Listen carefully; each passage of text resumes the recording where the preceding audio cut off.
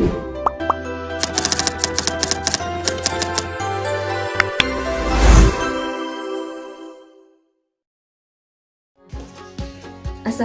warahmatullahi wabarakatuh.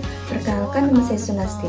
Baiklah, di sini kami dari kelompok 2 yang ingin membahas populasi, sampel, dan teknik sampling. Baiklah, di sini saya menjelas terkait populasi. Apa sih populasi itu? Populasi adalah jumlah keseluruhan dari satuan-satuan atau individu-individu yang karakteristiknya hendak diteliti.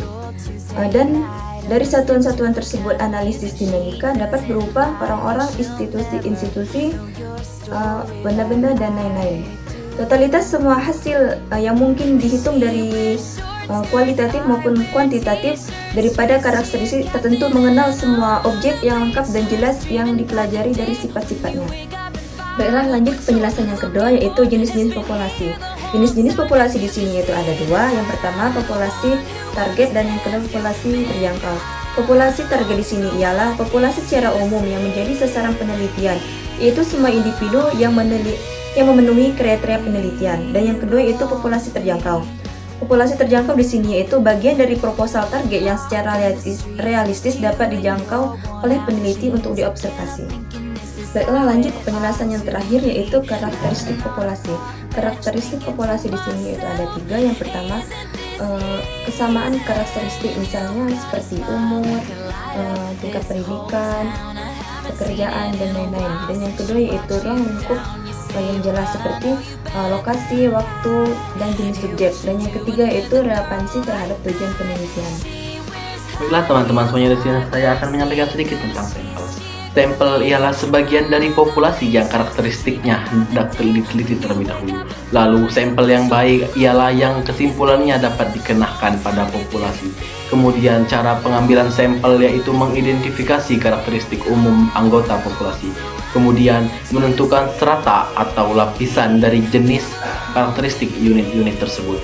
Kemudian setelah ditentukan stratanya, baru dari masing-masing strata diambil sampelnya. Kemudian ada beberapa pertimbangan dalam penetapan sampel, yaitu yang pertama, sejauh mana homogenitas populasi. Jika populasi 100%, maka homogen besar sampel tak jadi persoalan. Yang kedua, apakah sampel memenuhi jumlah minimum untuk analisis statistik. Kemudian, variabel-variabel yang akan menentukan jumlah sampel yaitu yang pertama, tingkat kemaknaan statistik. Yang kedua, kuasa statistik. Yang ketiga, besarnya pengaruh variabel terhadap efek. Yang keempat, proporsi efek pada populasi normal dan lain sebagainya. Kemudian yang pertama, adanya sumber daya yang dapat digunakan untuk menetapkan batas maksimal dari besarnya sampel. Yang kedua, kebutuhan dari rencana analisis yang menemukan batas minimal dari besarnya sampel. Yang ketiga, hitung jumlah besar sampel. Kemudian menentukan ukuran sampel. Ada beberapa jenis, yaitu yang pertama, berdasarkan atas kesalahannya 5% atau kepercayaan 95%. Yang kedua, semakin besar populasi, maka semakin kecil persentase sampel. Yang ketiga, jumlah populasi sampel 100.000 nomogram. Yang keempat, berdasarkan atas kesalahannya yang bervariasi 5% sampai dengan 15%. Yang kelima, jumlah populasi hanya sampai 200. Mungkin hanya ini yang dapat saya sampaikan mengenai sampel. Apabila ada yang salah, kurang lebihnya saya mohon maaf. Terima kasih. Baiklah teman-teman, perkenalkan, nama saya Hidayat Wirwida Hariza. Pada kesempatan berbahagia ini, saya akan menjelaskan apa itu teknik sampling. Teknik sampling, atau biasa kita sebut dengan teknik pengambilan sampel, adalah teknik pengambilan sampel dari populasi. Sampel yang merupakan sebagian dari populasi tersebut kemudian diteliti dan hasil penelitian kesimpulan kemudian dikenakan pada populasi. Generalisasi. Terus manfaat sampling apa sih teman-teman? Manfaat sampling yang pertama ialah menghemat biaya penelitian. Yang kedua, menghemat waktu untuk penelitian. Yang ketiga, dapat menghasilkan data yang lebih akurat. Dan yang keempat ialah memperluas ruang lingkup penelitian. Terus syarat-syarat kita melakukan teknik sampling apa aja sih?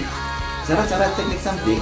Teknik sampling boleh dilakukan di subpopulasi bersifat homogen atau memiliki karakteristik yang sama atau setidak-tidaknya hampir sama.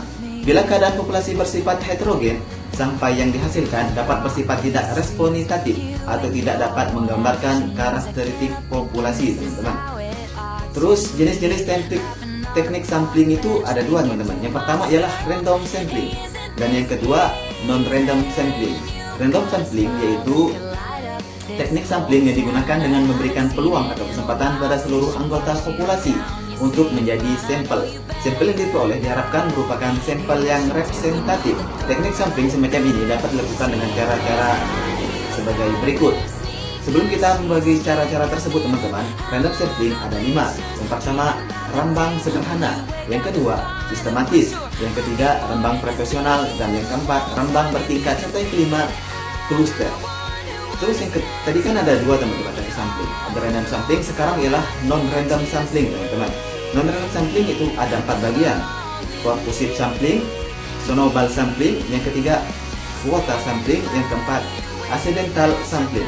Baiklah teman-teman, mungkin hanya ini bisa saya sampaikan. Jika ada kata-kata salah, saya mohon maaf. Kepada Allah kami mohon ampun. Wabillahi taufiq wal hidayah. Wassalamualaikum warahmatullahi wabarakatuh.